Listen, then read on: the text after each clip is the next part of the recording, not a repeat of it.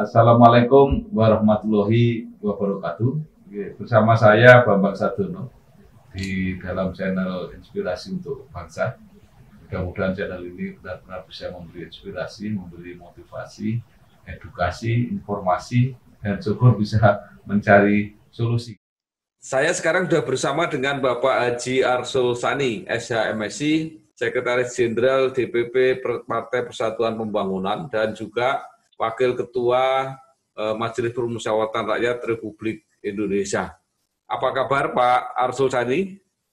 Alhamdulillah sehat, dan mudah-mudahan Pak Bambang Sadono juga sehat selalu. Ya Pak, ini Pak Arsul ingat saya pernah buat buku 100 Tokoh Inspirasi Jawa Tengah. Ini Bapak ada di sini, dan dulu saya pernah janji ya suatu saat mau wawancara melalui TVRI, tapi karena kemudian ada COVID, ini sulit dilaksanakan. Tetapi acara itu nanti tetap berlangsung. Mudah-mudahan ada tokoh lain yang nanti akan kita Pak. Nah sekarang kita berbincang berbagai topik yang aktual. Yang pertama yang menyangkut rancangan undang-undang haluan ideologi Pancasila. Ada pertanyaan di masyarakat. Ada pertanyaan di masyarakat begini, Pak.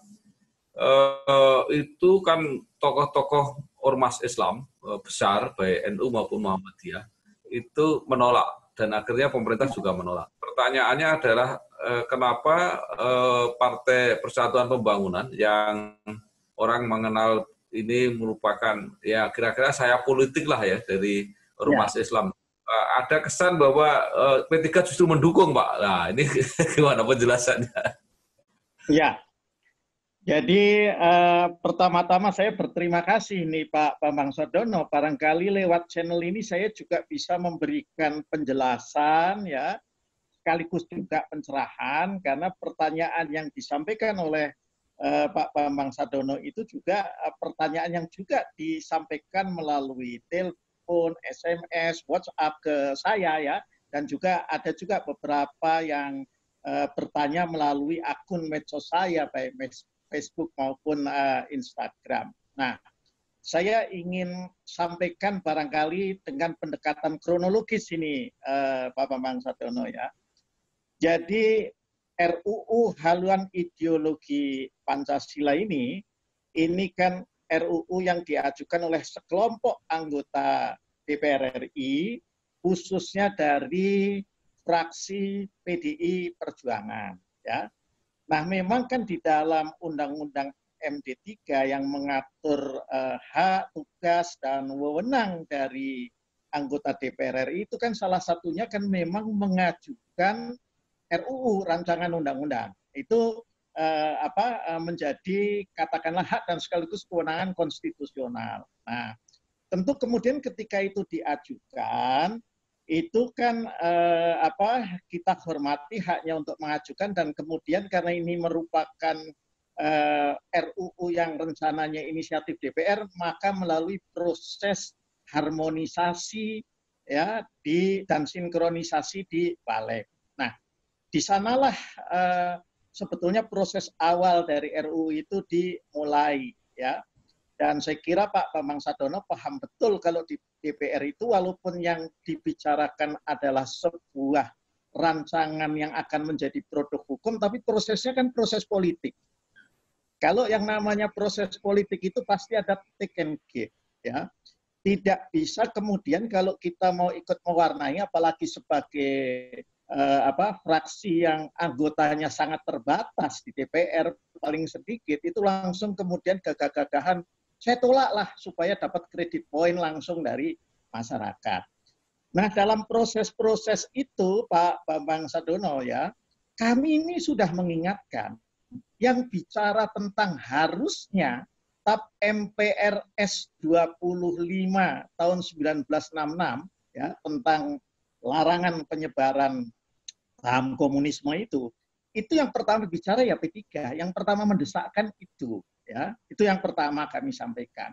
Karena kita sudah sampaikan, ini ada TAP-TAP MPR yang lain, yang bahkan sebetulnya kalau nggak disebut nggak masalah dalam konsideran, tapi justru ditempatkan, tapi tetap MPRS nomor 25 tahun 1966 malah tidak. Itu kita pertanyakan.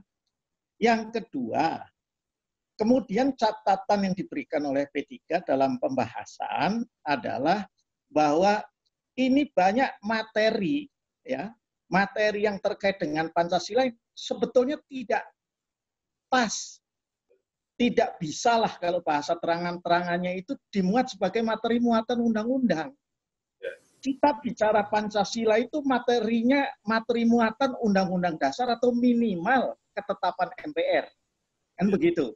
Nah, persoalannya adalah bahwa MPR pada saat ini kan tidak punya kewenangan lagi untuk membuat ketetapan. Ya. Tapi kalaupun tidak, ya jangan di-downgrade. Itu sudah kami ingatkan. Nah, kami kemudian menyampaikan, mestinya RUU ini hanya terkait dengan pemberian legal standing, pemberian alas hukum bagi Badan Pembinaan Ideologi Pancasila, BPIP, ya. Karena hampir semua lembaga pemerintahan non kementerian, ya, yang bertanggung jawab langsung kepada presiden itu diatur dengan undang-undang. Nah, kalau dengan perpres, nanti presidennya ganti dengan gampang itu bisa dibubarkan. Kita tuh dirubah-rubah sesuai dengan selera presiden yang menjabat. Nah, kemudian juga diatur tupoksinya di sana. Nah, ini sudah kita berikan catatan-catatan. Tapi ya biasalah kan seperti yang saya sampaikan, proses politik berlangsung. Akhirnya kesepakatannya itu Pak Bambang Sadono adalah bahwa oke, catatan-catatan itu menjadi semacam dalam tanda kutip lampiran penyerta, ya, juga sekaligus minder head nota bahwa RUU ini kita setujui, ya, tetapi bahwa semua hal yang ada dalam catatan itulah yang akan dibahas nanti bersama dengan pemerintah, tentu dengan mendengarkan aspirasi masyarakat.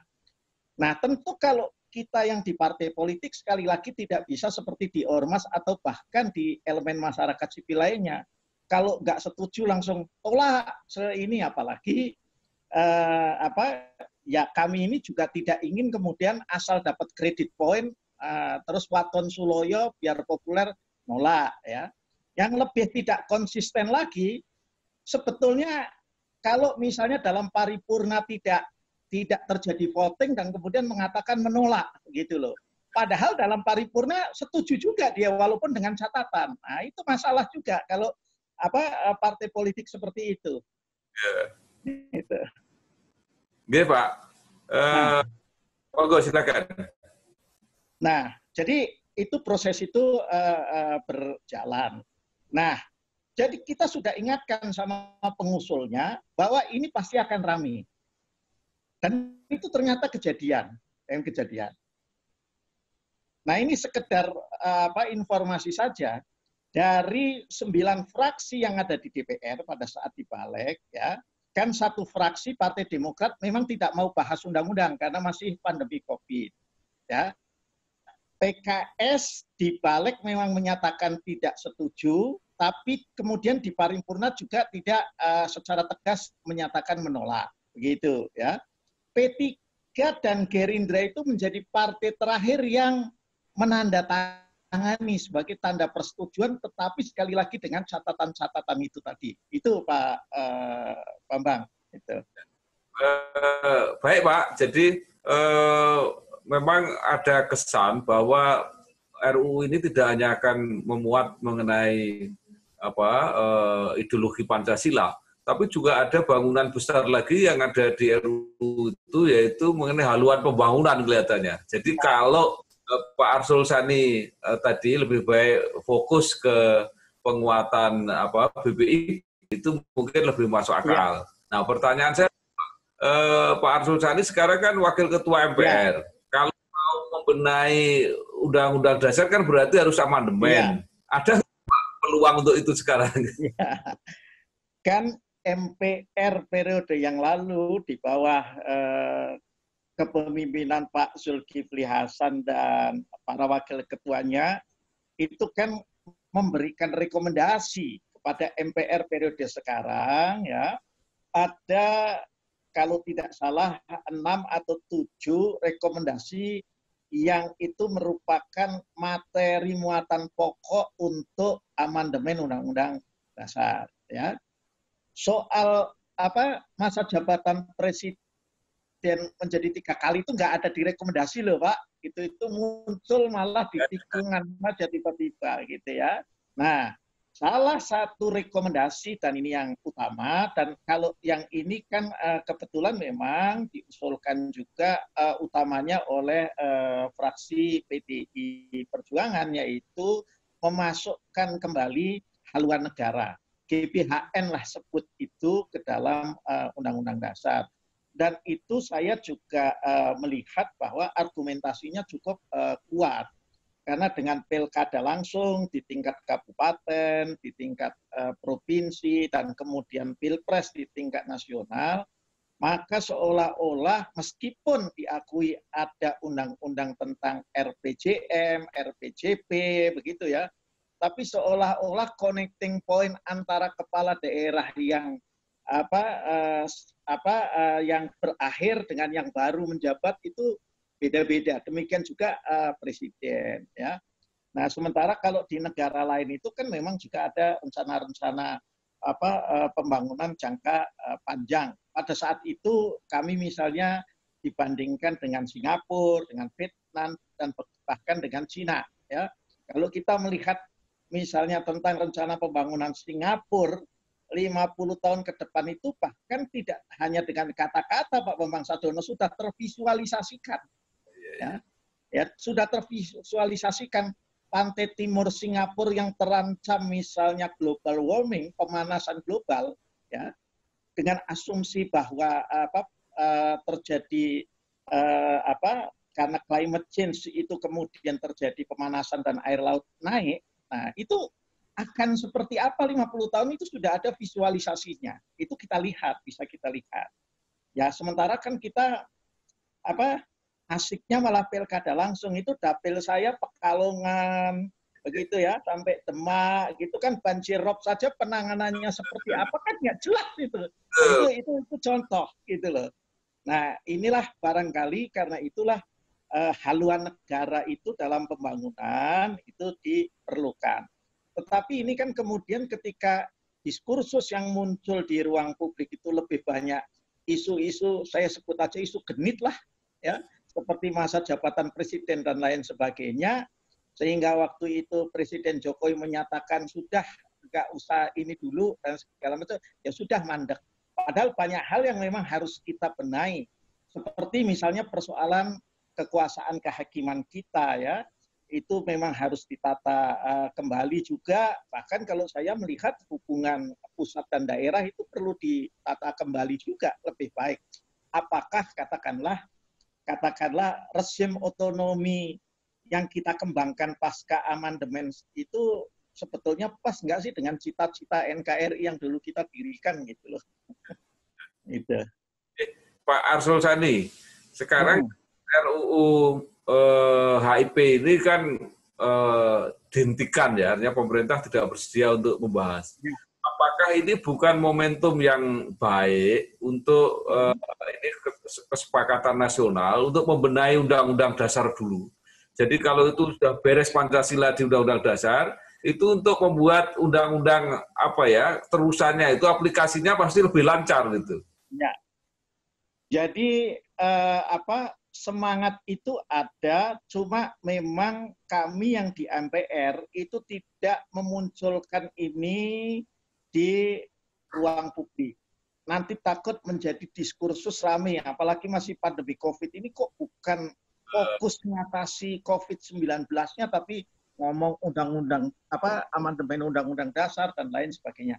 Tetapi sebagai bahan kajian, ya, saya kira di MPR yang baru ini kan belum lama terbentuk Komisi Kajian Ketatanegaraan, ya, itu di samping itu kan yang anggotanya itu walaupun representasi partai-partai tapi kan banyakan adalah politisi yang memang negarawan dan juga akademisi juga, ya, di Komisi Kajian Ketatanegaraan itu terus berjalan Pak Bambang Sadono. Mulailah beliau-beliau itu melakukan kembali kajian-kajian, tetapi memang kami sepakati ini jangan dimunculkan di ruang publik, nanti belum apa-apa rame lagi gitu loh. Gitu. Ya, ini tapi maksud saya kan momentumnya ini bagus walaupun mungkin tidak dilakukan sekarang. Artinya begini, lebih baik mendahulukan perbaikan sistem di Undang-Undang Dasarnya, baru kemudian RUU tentang BPIP ini pasti akan lancar gitu karena atasnya sudah bagus gitu. Iya, ya saya tidak keberatan dengan yang Pak Bambang Sadono itu sampaikan ya. Tetapi kan sekali lagi barangkali karena persoalan pandemi COVID-19 ini ya terus terang ya kami akui juga kita yang di Senayan juga ragu-ragu gitu ya. Apapun kan undang-undang sekarang yang mau kita bahas ya, apalagi kebetulan yang muncul itu yang kontroversial itu kan langsung tidak populer di mata publik gitu. Betul Pak. Tapi sekarang kelihatannya sedang pembahasan undang-undang pemilu juga ya Pak ya. Yang sekarang banyak muncul itu tentang parliamentary threshold itu ya. Itu sekarang sampai mana itu Pak? Nah, kalau undang-undang RUU pemilu ya, sebetulnya kan undang-undang pemilu kita, undang-undang pemilu nomor 7 tahun 2017 itu sudah bagus karena itu boleh dibilang merupakan kodifikasi ya buku pemilu ya. Mengatur tidak hanya pileg, pilpres, juga penyelenggara pemilu ya. Nah, tetapi kan memang ada hal-hal yang kemudian perlu disesuaikan ya paling tidak dalam pandangan partai-partai politik melalui kepanjangan tangannya fraksi-fraksi itu ya. Nah, antara lain yang terkait dengan parliamentary threshold. Jadi RUU pemilu ini Pak Bambang Sadono pertama disepakati oleh pemerintah dan DPR menjadi RUU inisiatif DPR ya. Karena itu yang menyiapkan naskah akademik dan draft UU-nya itu adalah DPR. Nah, dalam hal ini Komisi 2 yang merupakan Komisi Pemerintahan Dalam Negeri. Nah, Komisi 2 kemudian menugaskan Badan Keahlian DPR ya untuk menyusun NA naskah akademik dan draft RUU itu. Nah, yang kemudian beredar dan lagi-lagi belum apa-apa heboh, saya termasuk sebagai sekjen partai diprotes oleh teman-teman anggota DPRD. Ini apa-apaan ini? Kok ada pasal yang mau membatasi masa jabatan, masa keanggotaan DPRD sekarang cuma sampai dengan tahun 2022 gitu loh. Mereka protes. Wah itu kan berarti cuma 3 tahun, modalnya aja belum balik begitu loh. Sudah mau pemilu lagi. Nah, itu kemudian ya kita sampaikan, itu kan baru konsep, belum bisa juga disebut draft. Jadi itu dikaji oleh Badan Keahlian dan kemudian membuat pilihan-pilihan ya dalam rangka itu tadi pertama juga menyesuaikan dengan putusan Mahkamah Konstitusi. Nah di sana kalau inti dari putusan Mahkamah Konstitusi itu kan pilpres, kemudian pileg DPR dan DPD itu harus bersamaan. Maka muncul paradigma pemilu nasional dan pemilu lokal, pemilu daerah. Nah, jadi karena itulah pemilu misalnya muncul wacana, ini salah satu wacana saja, bahwa pemilu nasional yang berarti itu pilpres, pileg DPR dan DPD, itu waktunya berbeda dengan pemilu lokal yang itu adalah pilgub, pilbub, pilwalkot dan pileg DPRD provinsi dan DPRD kabupaten kota. Nah, salah satu kemudian yang diinikan adalah itu tadi maju pemilu, tapi itu kan baru usulan dari para tenaga ahli di DPR yang itu kami sendiri di DPR juga rata-rata ke-9 fraksi nggak sepakat karena kita pasti akan diprotes, mungkin diamuk malah sama teman-teman kita anggota DPRD provinsi dan anggota DPRD kabupaten kota begitu. Nah, atau ditampilkan aja Pak. Kalau soal kenapa? ditambahi aja, dimundurkan malahan. Ya, ada yang kemudian opsi dimundurkan 2026 lah. Kalau yang ini tepuk tangan semua gitu loh. Itu.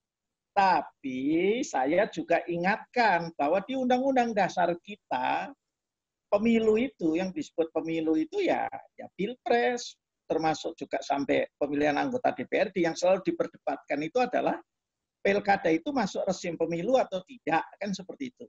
Nah saya bilang kalau kemudian DPRD dipanjangkan lebih dari 5 tahun itu melanggar Undang-Undang Dasar juga loh, karena pemilu itu setiap 5 tahun di Undang-Undang Dasar begitu. Jangan-jangan nanti di GR juga, diuji material juga oleh elemen masyarakat sipil bahwa ini bertentangan dengan Undang-Undang Dasar. Jadi sementara ini yang mengerucut pemilu 2024 itu ya masih sama dengan 2019 gitu. Itu hanya kemudian harus kita atur manajemennya dengan cara yang lebih baik. Baik Pak, itu tentang pemilu lah. Sekarang tentang pilkada Pak, ini kan sudah ada persiapan tahapan-tahapan pilkada akan mulai. Menurut Ya. Pak, ini kira-kira bisa nggak Pak ini pilkada jalan dengan baik di era pandemi seperti ini? Jadi saya ingin sampaikan apa adanya saja bahwa pilkada 9 Desember itu lebih merupakan inisiatif pemerintah. Ya, posisi yang diambil pemerintah yang menginginkan ada pilkada di akhir tahun 2019. Meskipun pemerintah juga menyampaikan bahwa ini bukan hal yang final, artinya kalau ternyata pandemi COVID itu belum terkendali dengan baik, ya tidak tertutup kemungkinan juga diundurkan ya pelaksanaan terutama pencoblosannya. Nah, DPR sendiri sebetulnya kalau saya lihat ya hampir semua fraksi itu tidak memaksakan. Artinya karena memang banyak elemen masyarakat sipil yang juga menyuarakan ngapain sih cepat-cepat pilkada di tengah seperti ini gitu kan, belum ada kepastian tentang terkendalinya pandemi COVID ini, ya DPR nggak masalah sebetulnya, secara prinsip tidak masalah. Nah, kalau ditanya kenapa kok pemerintah seperti itu, ya itu barangkali nanti yang pas menjawab Pak Mendagri atau Pak Dirjen, ya, wala begitu ya, itu. Tetapi yang saya tahu barangkali pemerintah juga kita husnudon saja menginginkan agar kalaupun ada PLT nanti nggak kelamaan PLT-nya itu seperti itu. Jadi kalaupun Desember P3 siapa ya pilkada ini? Ya tidak ada pilihan, harus siap jadi partai politik. Pokoknya rawe rampe rantas palang malang putung kan begitu Pak. Pak Arsul Sani, karena Bapak sebagai sekjen partai pasti akan ada pertanyaan ini terutama dari internal P3. Kapan itu muktamar P3 akan dilaksanakan? Ya, pertama bisa saya jelaskan begini Pak Bambang Sadono ya. Kalau kita ikuti ketentuan anggaran dasar tentang periodisasi kepengurusan, maka kepengurusan yang sekarang ini jatuh temponya berakhirnya itu baru nanti April 2021. Ya. Jadi masih cukup lama lah ya, walaupun kurang dari setahun. Tetapi sebetulnya kami ini sudah musyawarah kerja nasional di sebelum akhir 2019 dan kemudian sudah kita sepakati bahwa kita itu akan muktamar begitu selesai pencoblosan dan penghitungan pilkada jadwal awal 23 September 2019 kalau nggak salah. Jadi di jadwal kita ya itu akhir September atau minggu terakhir September atau minggu pertama Oktober lah kita akan muktamar 2020 ini. Tapi kan kita semua kemudian sama-sama menghadapi situasi terkait dengan pandemi COVID-19 ini.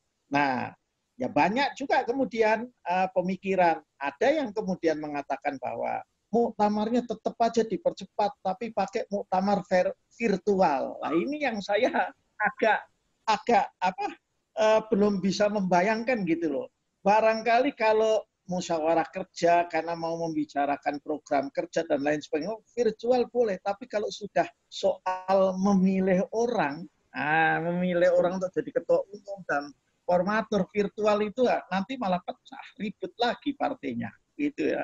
Nah ini, jadi sementara ini memang karena memang keputusan Mukernasnya itu Muktamar P3 itu setelah pilkada, ya kita jadwalkan ini tentatif ya.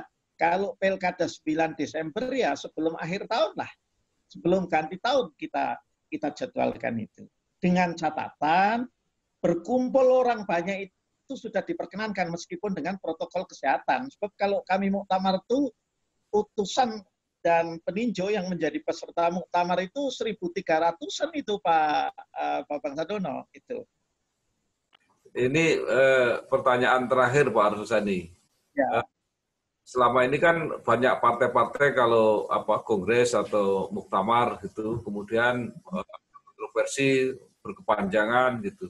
Selama ini P3 kan bisa diselesaikan karena ya terus terang kehadiran Mbah Kiai Maimun Zubair waktu itu ya, jadi peran. Ya. Nah, sekarang beliau sudah tidak ada. Kira-kira gimana ini P3?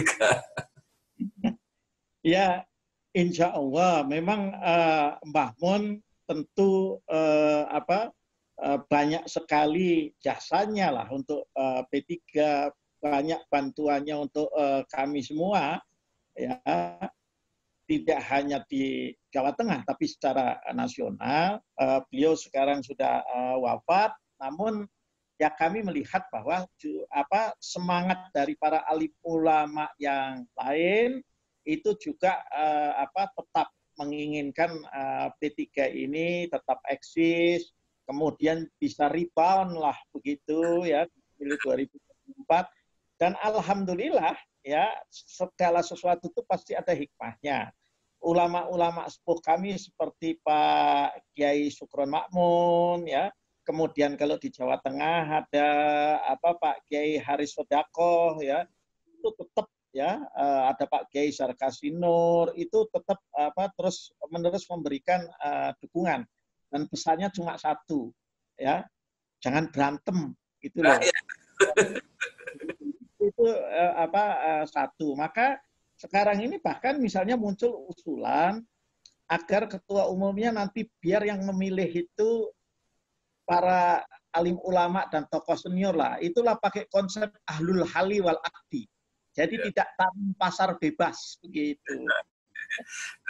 Saya kira itu gagasan bagus sekali, Pak. Ya, karena P3 ini kan partai yang sudah berpengalaman, sudah lama. Masa sekarang isu. Itu memang. Sekali lagi terima kasih Pak Haji Arsulsani, SHMSI, Sekjen DPP Partai Persatuan Pembangunan dan Wakil Ketua MPR yang sudah memberi pencerahan dalam banyak hal. Mudah-mudahan ide dan gagasannya benar-benar menjadi sumbangan untuk menyelesaikan masalah-masalah nasional yang sedang kita hadapi. Begitu Pak. Oke, terima kasih Pak Bambang Sardono, dan saya mendoakan Bapak sehat selalu dan channel inspirasi ini menginspirasi kita semua lah, mencerahkan kita semua dengan gagasan-gagasan dan juga alternatif pemikiran yang akan memperbaiki kehidupan sosial politik ekonomi kita semua. Terima kasih Pak. Assalamualaikum. Oke, tetap memantau channel Inspirasi untuk Bangsa. Sekali lagi sukses dan selamat berjuang. Wassalamualaikum warahmatullahi wabarakatuh. Waalaikumsalam warahmatullahi wabarakatuh.